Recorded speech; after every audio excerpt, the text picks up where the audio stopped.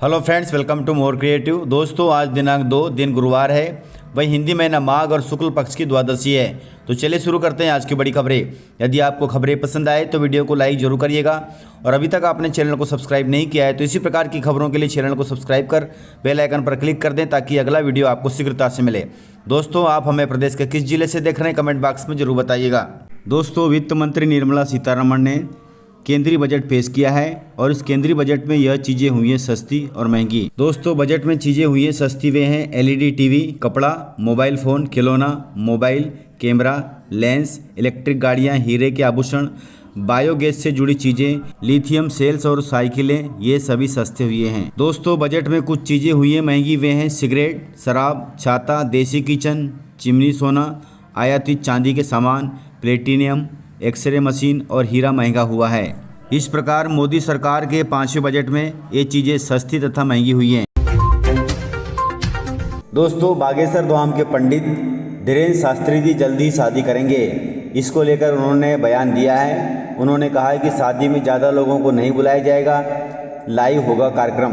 दोस्तों, छतरपुर बागेश्वर धाम के पीठाधीश्वर धीरेन्द्र शास्त्री जी जल्दी शादी करने वाले हैं। इस बात की घोषणा उन्होंने सोमवार मंगलवार को अपने लगे दिव्य दरबार में कही है।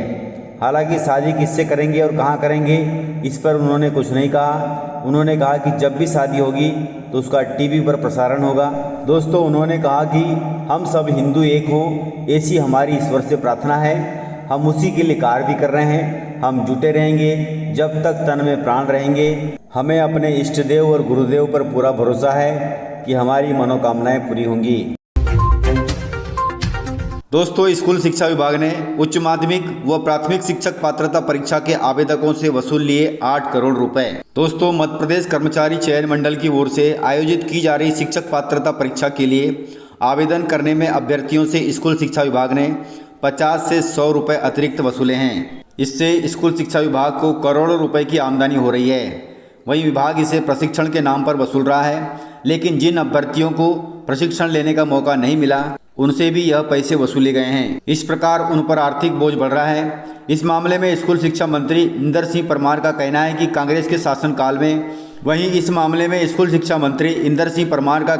कांग्रेस के शासनकाल में प्राथमिक शिक्षक पात्रता परीक्षा में शुल्क नियमावली में अतिरिक्त शुल्क को शामिल किया गया था, जो कि गलत है।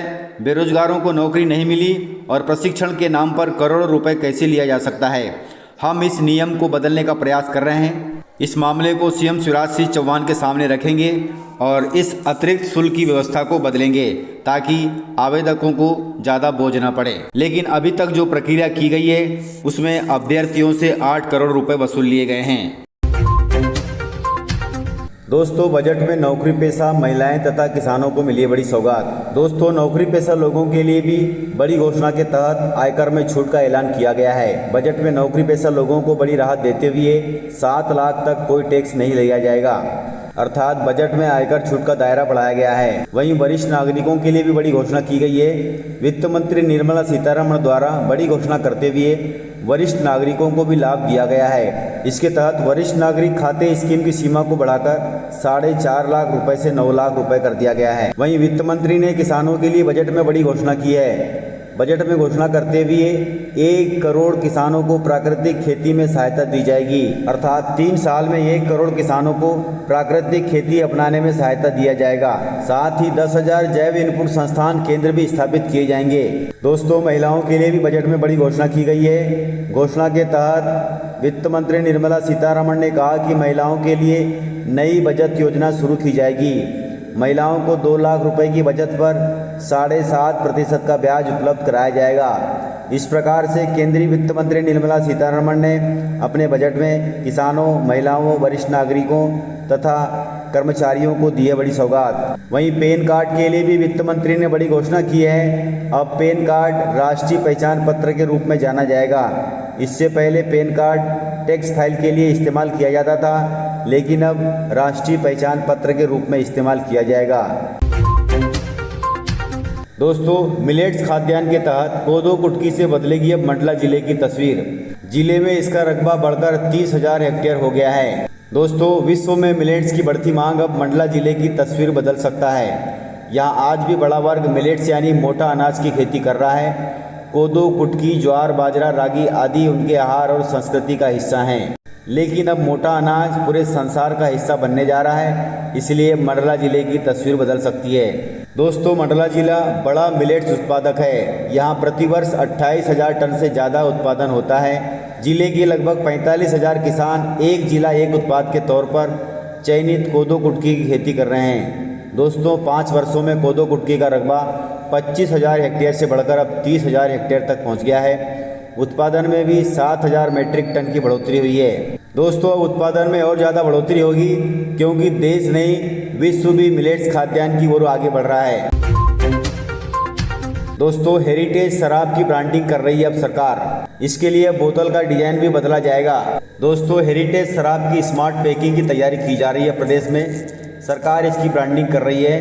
प्रदेश के अलीराजपुर एवं डिंडोरी जिले में महुआ से निर्मित हेरिटेज शराब का स्व सहायता समूह द्वारा प्लांट लगाकर उत्पादन किया जा रहा है। दोस्तों, इस हेरिटेज शराब को आम लोगों को उपलब्ध कराने के लिए आबकारी विभाग ने बोतलों का विशेष डिजाइन तैयार करने का काम शुरू कर दिया है, ताकि विशेष बोतलों की यह शराब ज़्यादा से ज़्यादा बिक सके। दोस्तों, अब शराब की बोतल पर लिखा जाएगा कि शराब पीकर वाहन न चलाएं। यह प्रयोग राज्य सरकार प्रदेश में पहली बार करने जा रही है। दोस्तों, प्रदेश में जैविक खेती को प्रोत्साहित करने के लिए इंदौर में जैविक खेती महोत्सव 3 फरवरी से शुरू होने जा रहा है। दोस्तों, खेती में रासायनिक उर्वरक और कीटनाशकों का उपयोग बड़े पैमाने पर किया जा रहा है। इससे स्वास्थ्य पर विपरीत प्रभाव सामने आ रहे हैं। ऐसे में जैविक खेती को बढ़ावा देने के लिए इंदौर में 3 फरवरी को यह जैविक खेती कार्यक्रम रखा जाएगा। इसके लिए सरकार ने योजना पर काम शुरू कर दिया है, ताकि किसान जैविक खेती कर अच्छी गुणवत्ता का अनाज पैदा कर सकें। दोस्तों, इंदौर में यह आयोजन 3 दिन तक चलेगा, अर्थात 3 फरवरी से शुरू होकर 6 फरवरी तक चलेगा। इस महोत्सव में किसान जैविक खेती की बारीकियां सीख सकेंगे। दोस्तों, समाजवादी पार्टी ने मजबूती के हिसाब से मध्य प्रदेश में विधानसभा सीटों को 3 श्रेणियों में बांटा है, ताकि ज़्यादा से ज़्यादा सीटें आकर प्रदेश में समाजवादी पार्टी को मजबूत किया जा सके। दोस्तों, समाजवादी पार्टी मध्य प्रदेश की सभी 230 सीटों पर चुनाव लड़ने की तैयारी में है। पार्टी ने अपनी मजबूती के हिसाब से इन सीटों को 3 श्रेणियों में बांटा है। ए श्रेणी में 50 सीटें हैं। इनमें उत्तर प्रदेश के सीमावर्ती जिलों की सीटों के अलावा कटनी और जबलपुर क्षेत्र की कई विधानसभा सीटें शामिल हैं। पार्टी का मानना है कि यहाँ उसका मजबूत जनाधार है। इससे कम जनाधार वाली सीटों को भी वे बी और बाकी सी श्रेणी में बांटेगी। प्रदेश संगठन ने ए श्रेणी की सीटों की सूची पार्टी के राष्ट्रीय अध्यक्ष अखिलेश यादव को सौंप दी है।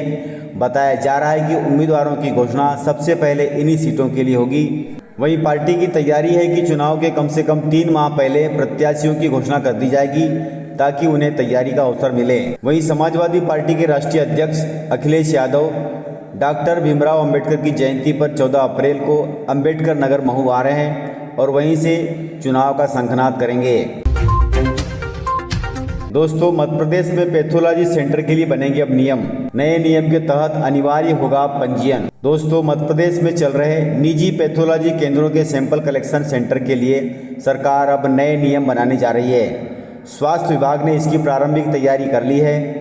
इसमें कलेक्शन सेंटर के लिए पंजीयन जरूरी होगा। साथ ही यहाँ काम करने वाले कर्मचारी के लिए योग्यता भी निर्धारित की जाएगी। अभी तक इसका कोई मापदंड नहीं था, इस कारण मनमानी होती थी, लेकिन अब इसके लिए नियम बनने जा रहे हैं। पैथोलॉजी अब ऐसे तैसे लोग नहीं खोल सकते, अन्यथा सरकार द्वारा बड़ी कार्रवाई हो सकती है। दोस्तों, मध्य प्रदेश के किसानों को मिल रही है बड़ी सौगात। सौगात के तहत अब प्रदेश के 80 लाख किसानों को मिलेगी राहत राशि। दोस्तों, सीएम शिवराज सिंह चौहान ने ऐलान किया है कि मुख्यमंत्री किसान कल्याण निधि योजना के अंतर्गत मिलने जा रही है प्रदेश के 80 लाख किसानों को सौगात। 80 लाख किसानों के खाते में सिंगल क्लिक के माध्यम से राशि ट्रांसफ़र की जाएगी और यह कार्यक्रम 3 फरवरी 2023 को विदिशा में होगा। तो इस प्रकार से न्यूज़ थी। यदि आपको न्यूज़ पसंद आई हो तो वीडियो को लाइक जरूर करिएगा। तो मिलते हैं सर इसी प्रकार की खबरों के साथ अगले वीडियो में। तब तक के लिए जय हिंद, वंदे मातरम, टेक केयर।